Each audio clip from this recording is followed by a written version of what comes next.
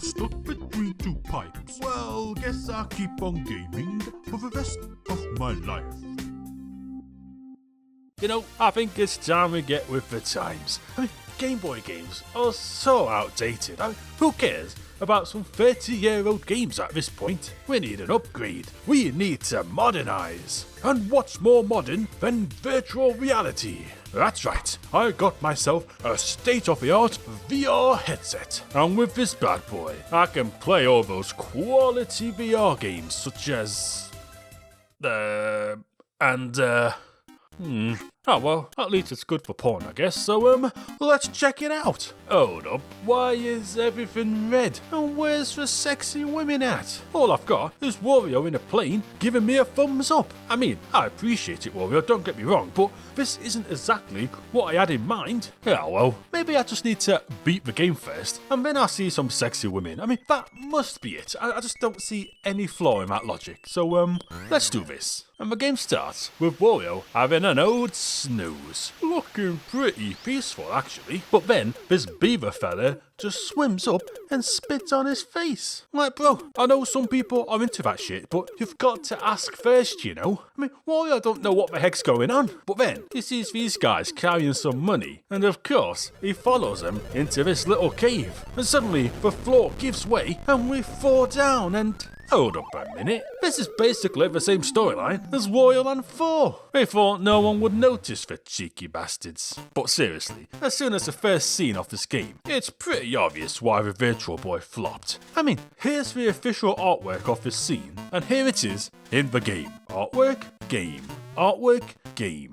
I mean, I thought we was in like a little dark grotto or something like that, but nope, not even close. It's a bleeding bright and sunny day. Yeah, the game really captured that vibe, right? Anyway, the game itself, and I'm under the assumption barely any of you have even played this thing, never mind on an actual Virtual Boy. So let's just go over the basics. See, the game is in 3D, but it's not like, you know, Nintendo 64 3D. It's more like 2D layers, like a pop-up book. But it looks pretty good. Like, most people make fun of a Virtual Boy for flopping, but I actually think the 3D here is well ahead of its time. It's seriously quite impressive. It's like these big swinging balls are actually smacking against my face. It's so realistic I can almost taste them. Kinda salty actually. Wait, no. That is actually a ball sack. One moment, please. Oi, I told you to stop doing that, you fucking pervert. Shoo, go on, fuck off. Yeah, don't come back. Right, anyway, where was I? Oh yeah, in terms of gameplay, it's a lot more like Wario Land 1. In fact, this is basically the actual Wario Land 2, as it feels like a direct sequel to the first game. You turn small when you get hit, you can die, there's no transformations, and you get power-ups just like the first game. You get the garlic, the Viking hat, the dragon hat, an eagle hat, and you can even combine the two to get another dragon hat, which is overpowered as fuck.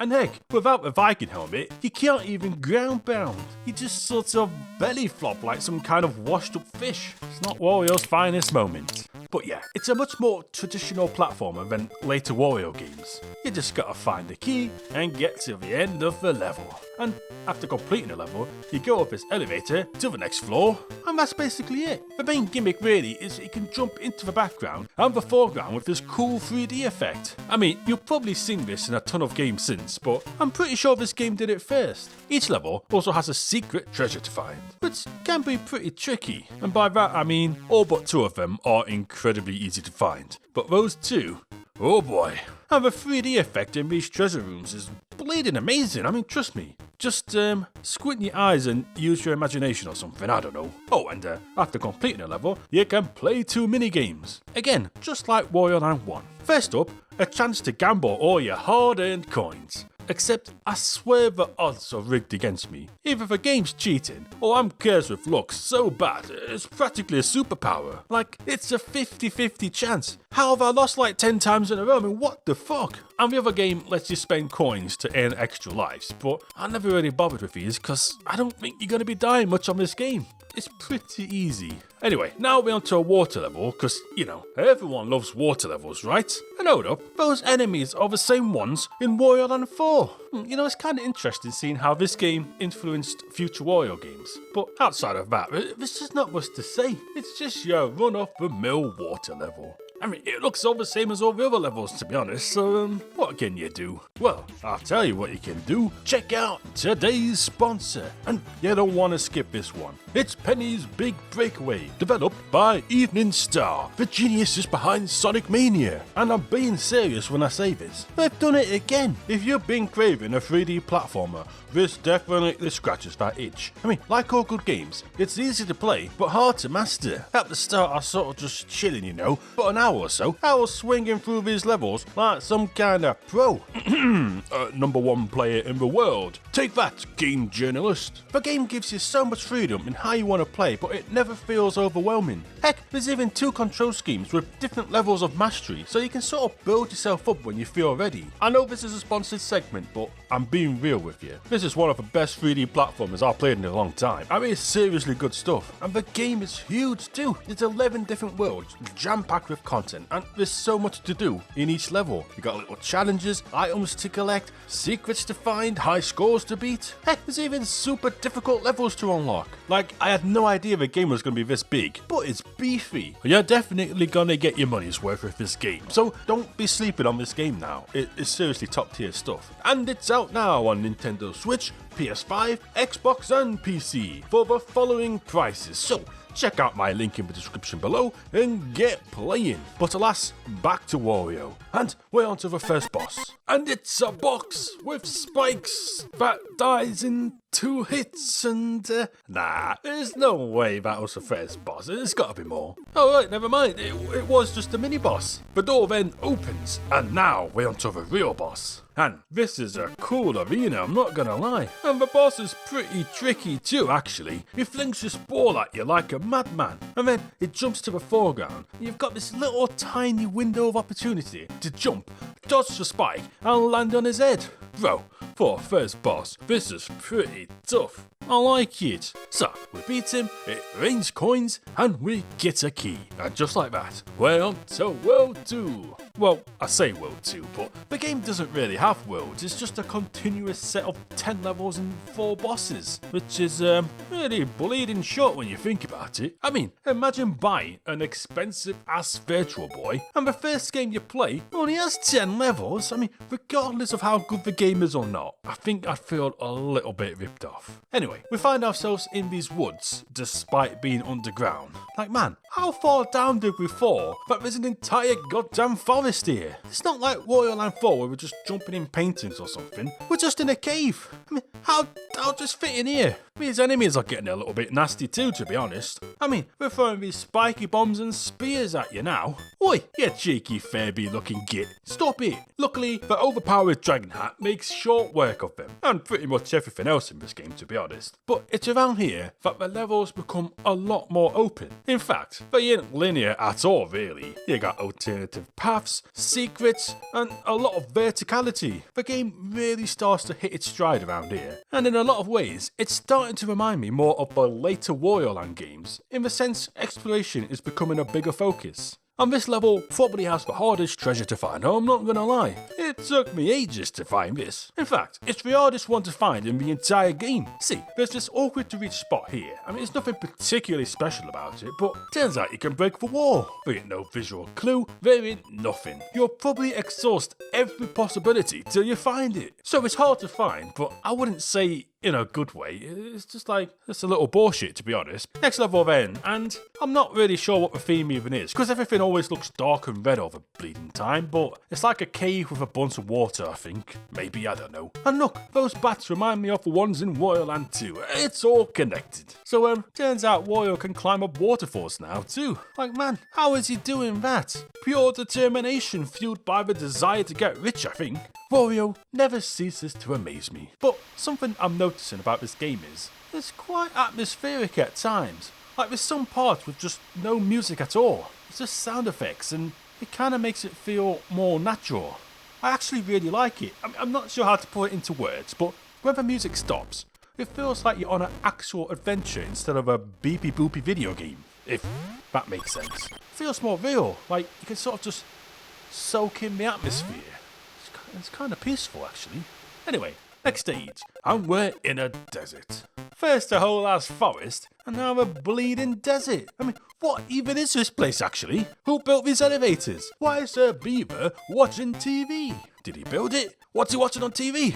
Something good, I hope. So many questions, so little answers. But yeah, it's a pretty standard desert level, really. You have sinking sand and a ton of these piranha plant type things, and these cute little tornadoes you can stand on.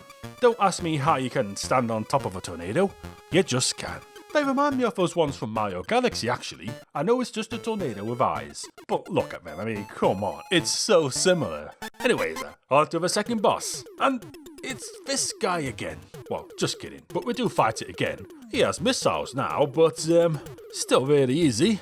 But now it's time for the actual second boss. And the first boss was pretty tough, so let's see how this is. And okay, it's ridiculously easy, to the extent I don't even know how he's supposed to die. See, he jumps in the foreground, smashes the floor, comes up, and he's just confused. He's like, where the fuck's Wario? I mean, you just jump on him, and that's it, he's dead, basically. So his only attack is just him falling down, which is not particularly hard to dodge, by the way. 3 hits, and he's dead. Anyway, on to World 3, or whatever you want to call it. And I think this is a greenhouse. Well, more like a red house, am I right? You know, I'm just guessing it's a greenhouse because of the plants and, whoa! Look at the size of that melon. It's so big we can't even get past. Well, there's only one way to deal with melons that big. That's right, you guessed it. You need to pick up a smaller melon, drop it on this catapult, and hit this anti-melon button in the background.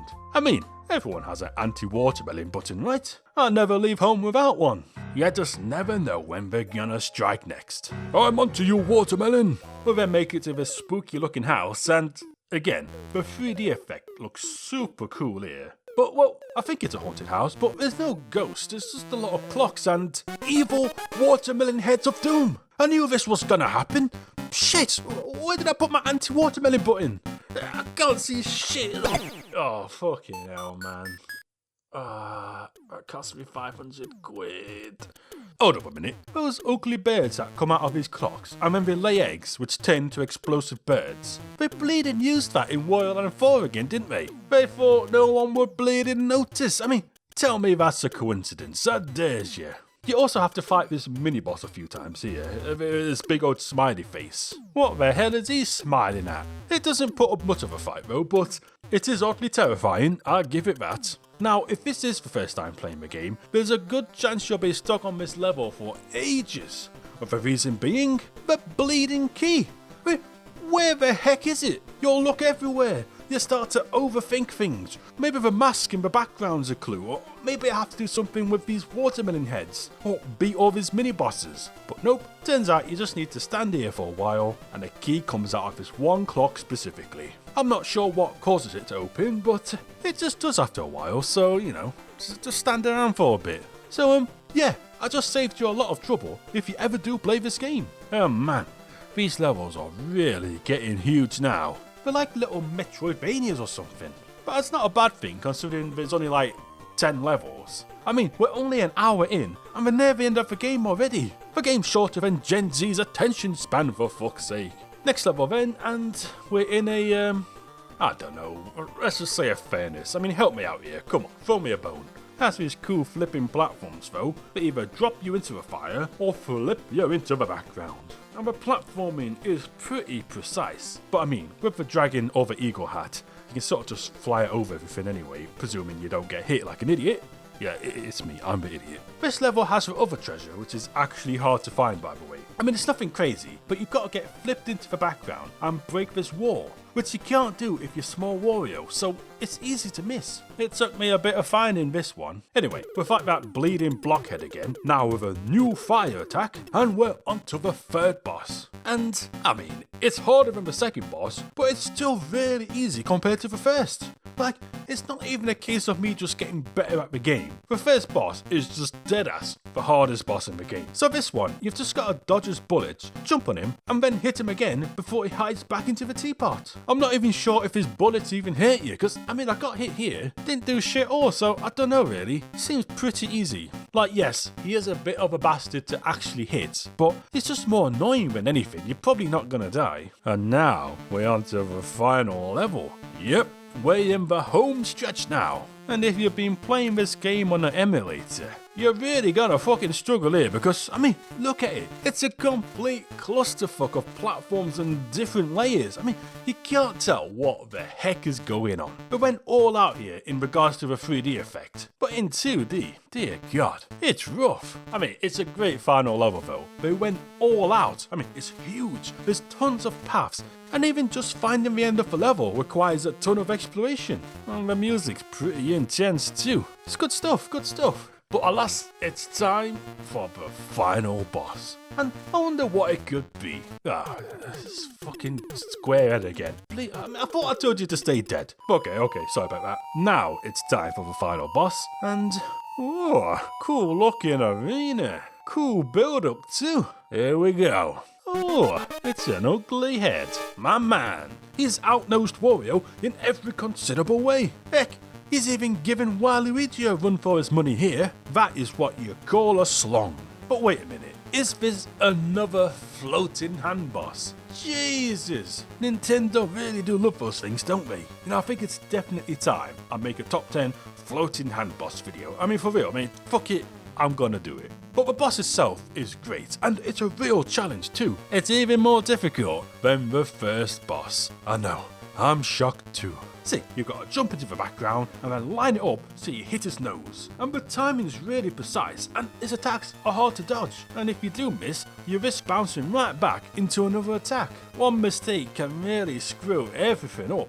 And on the last hit, the bugger decides to go turbo and invisible at the same time. Jeez, it's like he doesn't want to die or something. But we did it. Wario makes it back to the top of a cave. We return all the treasures we found, and then the door opens and we're stinking rich. Again, Wario gets that big old bag of cash and he rides away on this magic carpet with...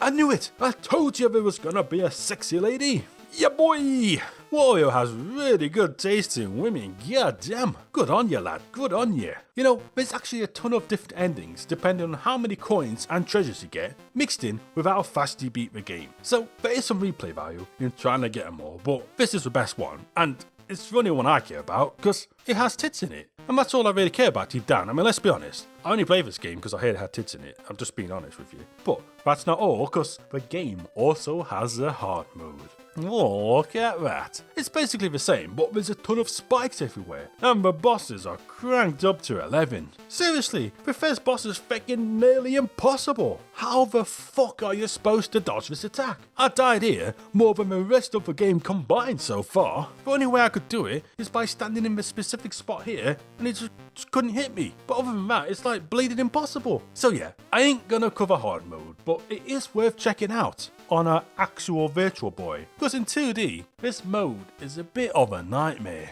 I mean, there's spikes everywhere, but without the 3D effect. They just sort of blend in the background, and it's just annoying, to be honest. Which isn't the game's fault, because it's supposed to be 3D, but it's just a warning in case you do decide to play it on an emulator or something, you know? It's pretty rough. Anyways, that's Virtual Boy Wario Land. Well, I've talked a lot, but what do I think of it? I mean, look, I gotta be honest, it's my least favourite Wario Land game, but it's still good. It's just lacking in variety, really, to be honest. It's super short, and a lot of it kind of blends together. I mean, outside of a desert, ghost house, and maybe that Medin level, there's just not much stands out here. And the bosses are forgettable and really quite easy too. It's definitely not a terrible game, don't get me wrong. But outside of the novelty of playing it on a Virtual Boy, it doesn't really offer much that the first game doesn't already, to be honest, and all the sequels are better too. And considering this was a flagship title for the Virtual Boy, I mean, yeah, I mean, unless you're getting into the speedrunning aspect, it's only going to last you a few hours, and that's including the hard mode. So, yeah, it's just not that great. It's just okay. Right, well, that's that done. Now to take this damn thing off my face. You know, I've heard a lot of people say this thing hurts your eyes, but my eyes feel fine. Never better, in fact. Let's see, let's just take this thing off. There we go. See, never better.